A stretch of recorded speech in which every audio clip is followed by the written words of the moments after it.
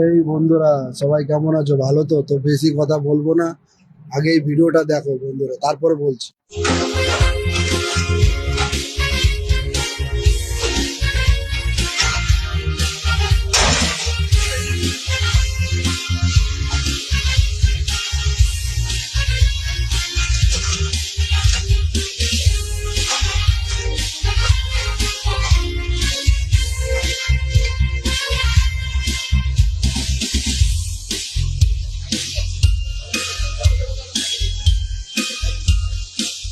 ভিডিওটা দেখলে তো? এটা হচ্ছে সেই বিল্ডিং, কলকাতা পৌরসভায়, যে পৌরসভার ভিতরে, এই বিল্ডিংটার ভিতরে দুজনকে গণধর্ষণ করে জ্বালিয়ে দেওয়া উচিত।